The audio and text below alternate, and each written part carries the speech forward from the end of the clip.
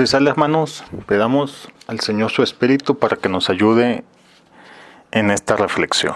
Hoy reflexionaremos la lección número 37 del cuarto año, la paz, divino regalo. El hombre fue creado por Dios para vivir en paz.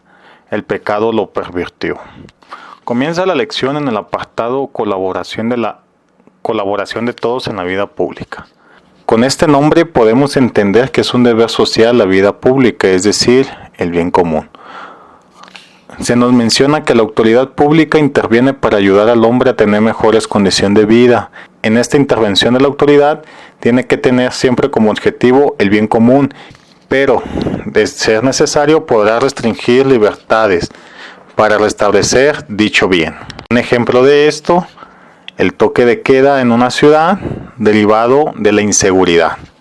El gobierno pide a los ciudadanos no salir de sus casas en determinado horario para así lograr establecer la seguridad en la ciudad, el bien común.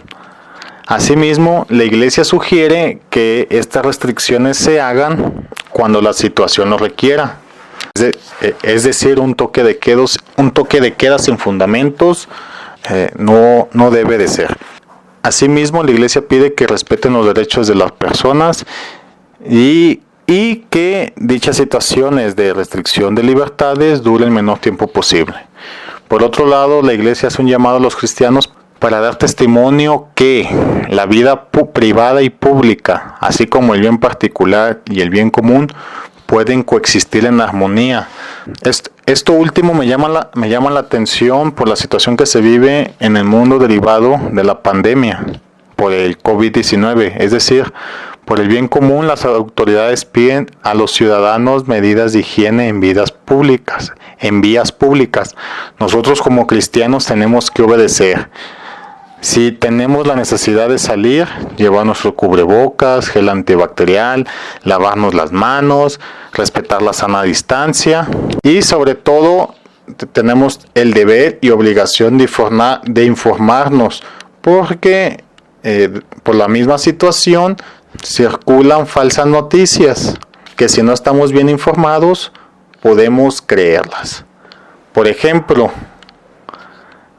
hay una noticia sobre el funcionamiento correcto de un termómetro infrarrojo y se los aclaro, este tipo de termómetros no emite ninguna radiación, sino al contrario, el termómetro mide la radiación infrarroja que nuestro cuerpo emite para así poder tener o decirnos cuál es nuestra temperatura. El termómetro no mata neuronas, el termómetro no emite rayos X.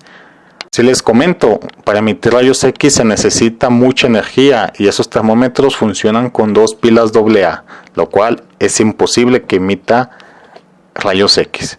Por otro lado, si nosotros cristianos tenemos un negocio y estamos usando este tipo de termómetro, tenemos que asegurarnos que esté funcionando correctamente, porque estos termómetros tienden si no se calibran, si no se usan bien, tienden a dar falsas temperaturas erróneas. Entonces también es nuestro deber operarlo de la manera correcta. Retomando el tema, podemos concluir que es deber de políticos, autoridad pública y ciudadanos el bien común. Claro está, cada quien desde sus posibilidades.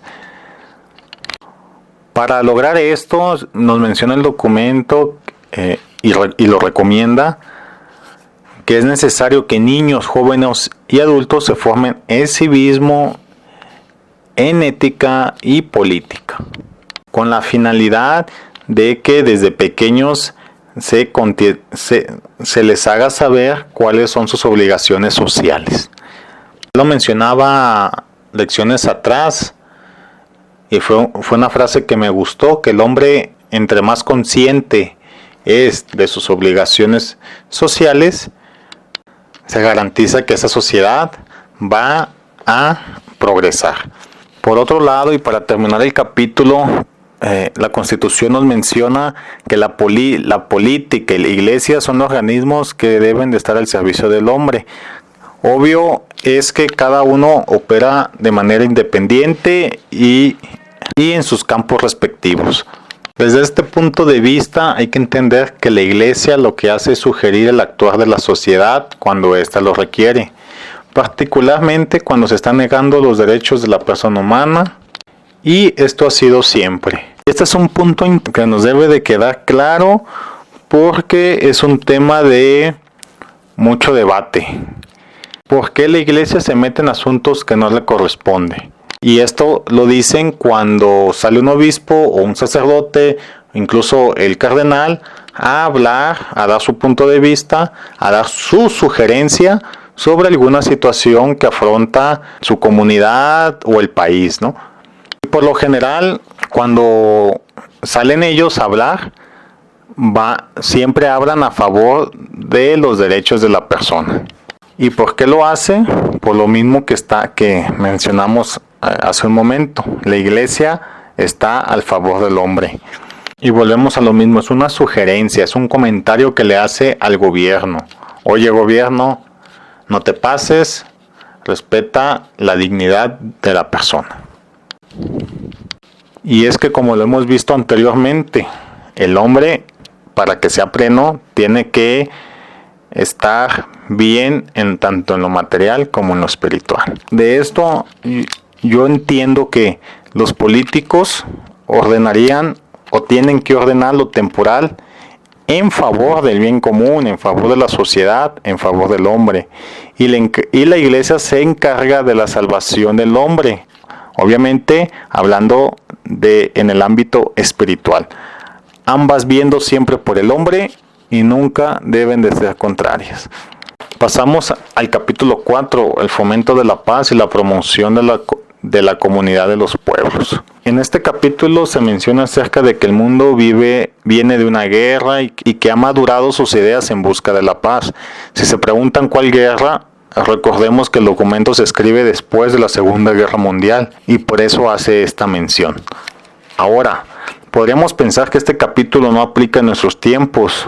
Sin embargo, tomemos la idea central, que el hombre, la sociedad, el mundo buscan la paz. Siguiendo este deseo, la Iglesia condena la guerra y llama a todos los cristianos a seguir a Cristo como el autor de la paz, a cimentar la paz en la justicia y en el amor. Para entender lo que se necesita para alcanzar la paz, el documento empieza a estudiarla desde su origen, y por eso se empieza con el capítulo Naturaleza de la Paz. Y llama la atención lo que nos dice en el primer párrafo, lo cual es: la paz no es la ausencia de conflicto, sino que por paz debemos entender que se origina en las obras de justicia, por lo que entonces la paz es un fruto de la justicia. Con esto podríamos pensar que la paz es un estado de vida que alcanzará una sociedad que obra con justicia. De forma que si queremos establecer la paz en la sociedad, debemos trabajar de manera perpetua en ella. El documento nos llama a dominarnos, ya que el actuar de manera egoísta es una forma de no obtener la paz. Por dar un ejemplo, volvemos a la situación del coronavirus. El hecho de usar cubrebocas o no usarlo es una decisión personal, pero dicha decisión puede traer conflictos. Entonces la paz se origina en nuestros actos individuales. Esto último es importante. Si no nos queda claro o no entendemos que nosotros vivimos en una sociedad y por lo tanto tenemos compromisos, responsabilidades sociales, la paz no se va a garantizar. Y otra vez, a medida que soy más consciente de estos compromisos y estas responsabilidades, se garantiza la paz y un crecimiento en la sociedad. Por otro lado, el documento nos habla que para garantizar la paz es necesario garantizar el bienestar material y espiritual del hombre. De lo que aquí nos quieren hablar es acerca de una justicia social. Una justicia social en cuanto a una distribución justa de los bienes, una justicia en cuanto a los salarios, una justicia en cuanto al respeto a los derechos. Y es que este último es de suma importancia, porque otra acción para garantizar la paz es el respeto mutuo mutua entre hombres y sociedades, lo cual es un fruto del amor, por lo que la paz también se considera un fruto del amor. De esta forma, la paz, nacida del amor al prójimo, es efecto de la paz de Cristo, que procede de Dios Padre. Y esto último se debe al triunfo de Cristo en su cruz, donde reconcilió a todos los hombres con Dios, reconstituido en un solo pueblo y en un solo cuerpo la unidad del género humano, dando muerte al odio e infundiendo el espíritu de amor en el corazón de todos los hombres. Por esta razón se llama a todos los cristianos a obrar con amor, a obrar con caridad para lograr establecer la paz. Para ello hay que dejar el pecado que se origina en la injusticia. Todo lo anterior son las sugerencias que nos da la Iglesia para que las sociedades alcancen la paz. Sin embargo, el mundo está expuesto a los conflictos entre naciones y por lo tanto a una posible guerra. ¿Cuál es la sugerencia o el comentario que da la Iglesia respecto a esta situación? Lo primero que nos dice es que ante dicha problemática, las naciones deben de agotar los medios pacíficos para obtener la paz. Si estos no dan resultados y por ende estas naciones entran en guerra, se entiende que una de ellas inicia la guerra y la otra se defiende. Y en cuanto a esto, la Iglesia dice que la nación que se defiende está en su derecho a la legítima defensa. Y también debemos comprender que condena a la nación que inicia la guerra. Lo que aquí nos debe de quedar claro es que no es lo mismo usar la guerra para someter los pueblos a defenderse de esta guerra. Ahora, entendamos que la guerra es todo un proceso, no es de que no debería de ser de que una nación diga entro en guerra y listo, ¿no? Sino que esto empieza desde que dos naciones tienen conflicto, están las negociaciones de paz, no lograron la paz y bueno, se viene la guerra. Lo que se comentó anteriormente son sugerencias o comentarios para evitar esto último, que la guerra inicie. Si no es posible y ya inicia la guerra, entonces la Iglesia lo que pide es que eviten ciertos grados de crueldad y barbarie. Por ejemplo, el uso de armas biológicas y químicas, las cuales producen mucho sufrimiento, mucha agonía en las personas. Se pide también que se tenga el menor número de muertes posibles y que si de aquí se llega a la paz, que no sea una paz disfrazada. Una paz por miedo a la nación con más armamento, sino que sea una paz auténtica.